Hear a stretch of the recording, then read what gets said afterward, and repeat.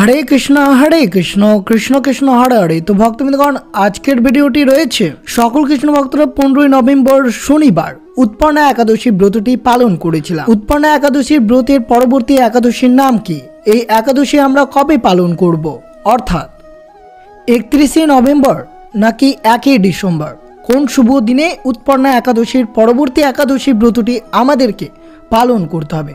उत्पन्ना एकादशीर परवर्ती एकादशीर नाम হচ্ছে मोक्षदा एकादशी। এই एकादशी व्रतटी पालन करते হয় अग्रहण मासेर शुक्लपक्षेर 11তম दिने, তাই এই एकादशी मोक्षदा एकादशी नामे परिचित। এই তিথি पापनाशक एवं पुण्यप्रदायिनी। मोक्षदा एकादशी सर्व पाप नाशिनी एवं এই एकादशीर पूजनीय देवता हलेन श्री दामोदर अर्थात भगवान विष्णु। যে ব্যক্তি 2025 সালের এই শুভ দিনে এই মঙ্গলদায়িনী মোক্ষদা একাদশীর ব্রত পালন করে তার সমস্ত পাপ বিনষ্ট হয় এবং মৃত্যুর পর মুক্তি লাভ হয়। তাই বিশেষ করে আপনাদেরকে শ্রবণ করতে হবে 2025 সালের মোক্ষদা একাদশী 31 নভেম্বর নাকি 1 ডিসেম্বর কোন শুভ দিনে আপনারা এই ব্রতটি পালন করবেন। আর অবশ্যই জানবেন এই ব্রতটি আপনারা কিভাবে পালন করবেন এবং ব্রতের পালনের সময় কি রয়েছে। তো অবশ্যই সবকিছু আপনাদের সাথে বিস্তারিতভাবে আলোচনা করা হবে। তা অবশ্যই ভিডিওটি আপনারা শুরু থেকে শেষ পর্যন্ত ভক্তি সহকারে শ্রবণ করুন। আর চ্যানেলে নতুন হয়ে থাকলে দয়া করে চ্যানেলটিকে সাবস্ক্রাইব করবেন, লাইক করবেন, কমেন্টে ভক্তি ভালোবাসা শ্রদ্ধা দিয়ে জয় শ্রীকৃষ্ণের জয় লিখে দিতে ভুলবেন না এই শুভ দিনটিতে। অবশ্যই ভিডিওটি আপনারা শুরু থেকে শেষ পর্যন্ত ভক্তি সহকারে শ্রবণ করুন। 2025 সালের 15 নভেম্বর শনিবার उत्पन्ना एकादशी व्रतटी पालन करेছিলাম। उत्पन्ना एकादशीर परवर्ती एकादशीर नाम হচ্ছে মোক্ষদা एकादशी। এই মোক্ষদা एकादशी যে সকল কৃষ্ণ ভক্তরা এই ব্রতটি পালন করবেন তারা জীবনের মোক্ষ লাভ করতে পারবেন। হিন্দুরা একাদশী একটি পবিত্র দিন বলেই মনে করা হয়। একটি ক্যালেন্ডারে বছরে 24টি একাদশী উদযাপন করা হয়ে থাকে। একটি অধিবর্ষে এবং দুটি অতিরিক্ত একাদশী থাকে। প্রতিটি একাদশীর নির্দিষ্ট আচার অনুষ্ঠান পালনের মাধ্যমে এই দিনটি অতিবাহিত করতে হয়। এই রকম একটি একাদশী হলো মোক্ষদা একাদশী, যা একটি গুরুত্বপূর্ণ একাদশী হিসেবে সম্মানিত। মোক্ষদা একাদশী মার্গশীর্ষ অর্থাৎ অগ্রহণ মাসের শুক্লপক্ষের 11তম দিনে এই মোক্ষদা একাদশী পালন করা হয়ে থাকে। ভগবান বিষ্ণুর পূর্ণ উপাসনার জন্য এই দিনটি নিবেদিত। মোক্ষদা একাদশী অত্যন্ত শুভ বলে বিবেচিত, কারণ এই একাদশী পালন করলে আপনার পাপ থেকে মুক্ত পাওয়া যায়, যা আপনাকে মৃত্যুর পর মোক্ষ বা মুক্তি লাভ করতে সাহায্য করে। একাদশীর গীতা জয়ন্তী দিনে পালিত হয়ে থাকে, যেদিন ভগবান কৃষ্ণ অর্জুনকে ভগবদ গীতার পবিত্র উপদেশ দিয়েছিলেন। এটা বিশ্বাস করা হয় যে মোক্ষদা একাদশীতে ভগবদ গীতা দান করা শুভ, কারণ ভগবান বিষ্ণু গৃহীত এবং দাতা উভয়ের উপর তার আশীর্বাদ বর্ষণ করে। তা অবশ্যই আপনারা এই মোক্ষদা একাদশীর দিন ব্রতটি পালন করে শ্রীমদ্ ভগবদ গীতা অবশ্যই দান করবেন, তা অত্যন্ত শুভ হতে পারে আপনাদের জন্য।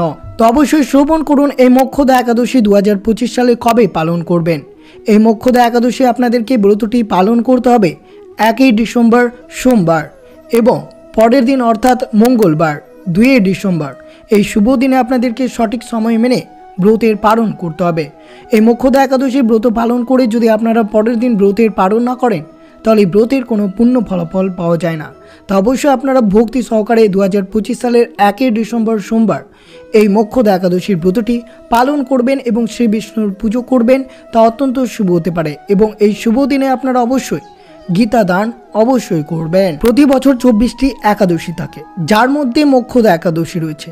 এই দিনটি অত্যন্ত পবিত্র এবং অত্যন্ত শুভ একটি দিন। সকল একাদশীর মধ্যে মোক্ষদা একাদশীর উপবাসকে সবচেয়ে শুভ বলেই মনে করা হয়। তাই সকলের জন্য একাদশীতে পূর্ণ উপবাস করার পরামর্শ দেওয়া হয়েছে। যারা এই ধরনের তপস্যা সহ্য করতে পারেন না তারা দুপুরে অথবা সন্ধ্যায় একবার খেয়ে, অর্থাৎ বিশেষ করে যে সব খাবারগুলো আপনাদের নিষেধ রয়েছে সেই সব খাবার বাদ দিয়ে আপনারা এই ব্রতটি পালন করতে পারেন। কিন্তু অবশ্যই মনে রাখবেন দুপুর 12টার পর আপনারা ফলমূল গ্রহণ করতে পারেন।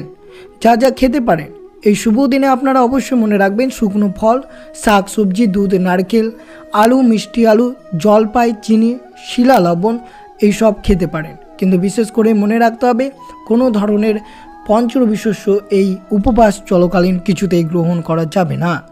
মোক্ষদা একাদশীর উপবাস কিভাবে করবেন, অর্থাৎ এই শুভ দিনে আপনারা ব্রতটি কিভাবে সম্পূর্ণ করবেন। বিশেষ করে মনে রাখতে হবে, একাদশী ব্রত হলো একটি সম্পূর্ণ উপবাস যা দশমী থেকে শুরু হয়ে দ্বাদশীতে শেষ হয়। অতএব উপবাস পালনকারী ভক্তরা দশমী সূর্যাস্তের উপবাস শুরু করতে পারেন এবং দিনে কেবল একবার গ্রহণ করা উচিত। এটা নিশ্চিত করবে যে এই একাদশীর ব্রতের সময় পেটে যাতে কোনো খাবার অবশিষ্ট না থাকে, সেই বিষয়ে আপনাদেরকে মনে রাখতে হবে।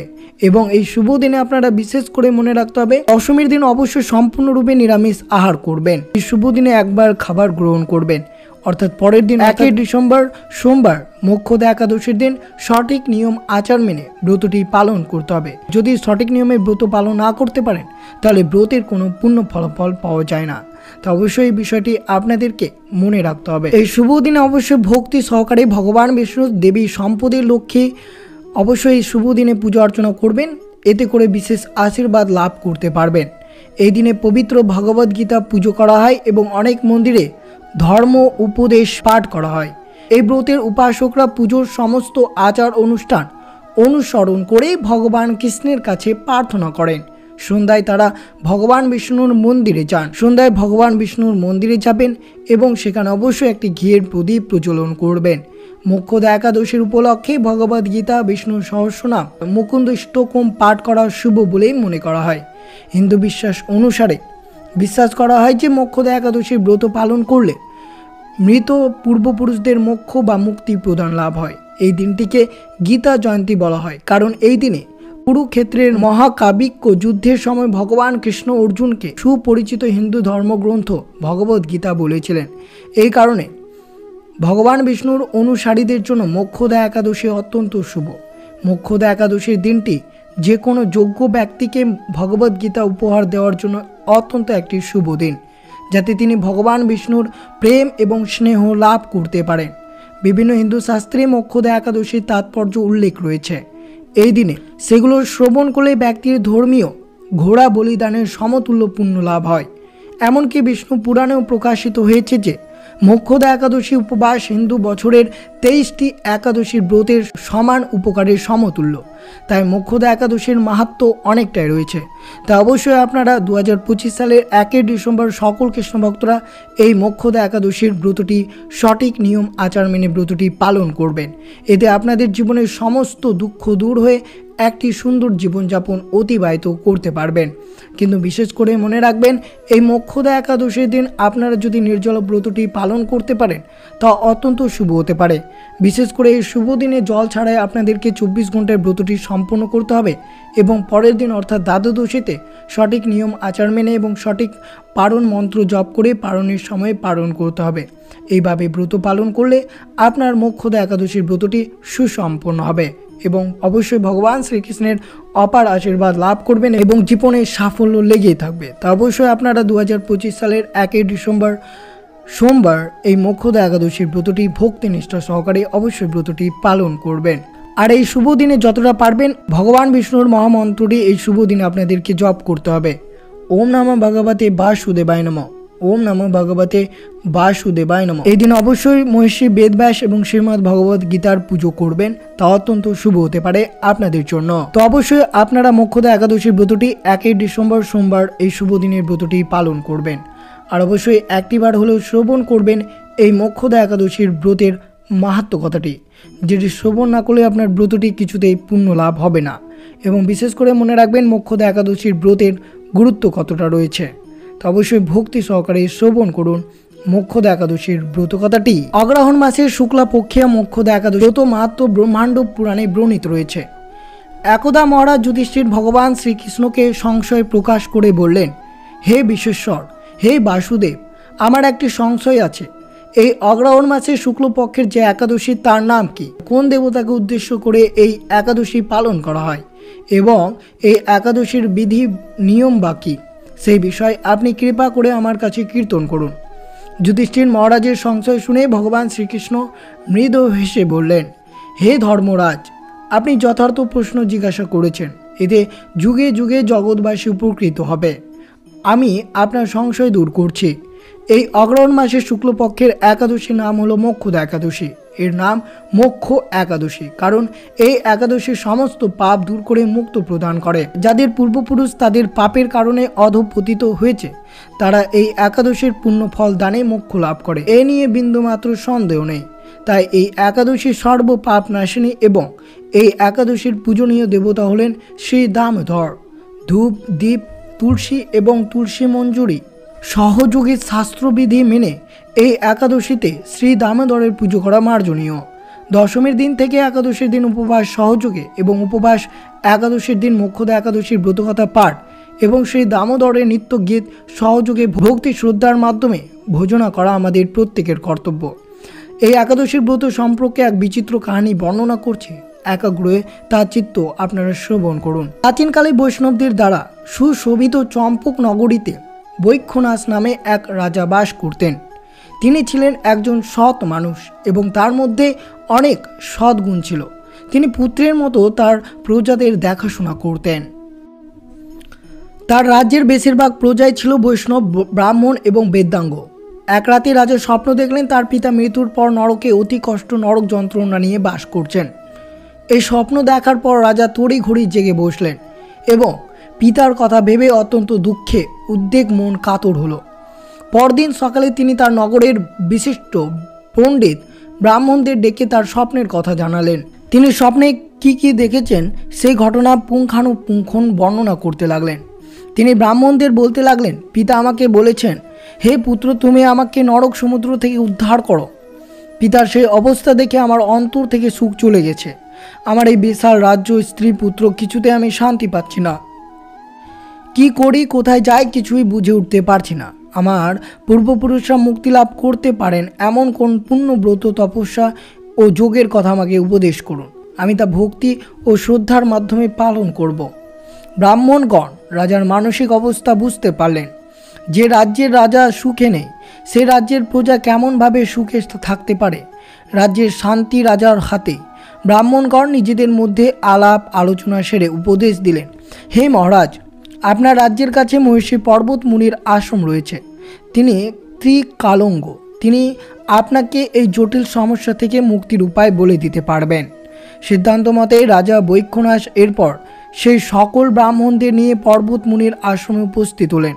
পর্বত মুনির সাক্ষাৎ পেয়ে রাজা ভক্তি ভরে ষষ্ঠাঙ্গ প্রণাম করলেন ও যথাবিধি আচার্যের চরণ ধুইয়ে দিলেন। মুনি প্রসন্ন হলেন এবং রাজাকে তার দুর্গম আশ্রমে আসার কারণ জানতে চাইলেন। রাজা বিনীত চিত্তে ব্যথিত হৃদয়ে মুনিকে কেমনভাবে স্বপ্নযোগে পিতার নরক যন্ত্রণা ও কাতর আর্তনাদ শুনতে পেয়েছেন সমস্ত কথা বর্ণনা করলেন। হে ঋষিবর, কোন পুণ্যের ফলে তিনি সেই দুর্দশা থেকে মুক্ত পাবেন সেই উপায় জানতেই আপনার শরণাগত হয়েছে। সব কিছু জানার পর মুনি কিছুক্ষণ ধ্যানস্থ হলেন।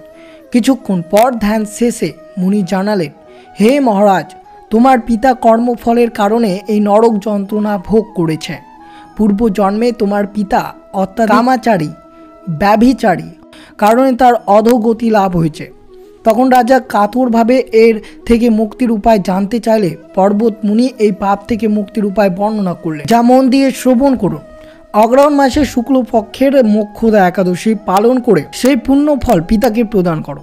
এই একাদশীর পুণ্যর প্রভাবে তোমার পিতার মুক্ত লাভ হবে এবং তিনি নরক যন্ত্রণা থেকে মুক্ত লাভ করবে। মুনির এই কথা শোনার পর রাজা তার নগরীতে ফিরে এলেন। তারপর আসন্ন মোক্ষদা একাদশীর পবিত্র তিথিতে তিনি ও তার স্ত্রী পুত্রদের নিয়ে ভক্তি ও শ্রদ্ধার সাথে শাস্ত্রবিধি মেনে মোক্ষদা একাদশীর ব্রত পালন করলেন। পালন করার পর সেই মোক্ষদা একাদশী পুণ্য ফল পিতার উদ্দেশ্যে প্রদান করলেন। এই পুণ্য ফল দানের সঙ্গে সঙ্গে আকাশ থেকে পুষ্পবৃষ্টি হতে লাগলো।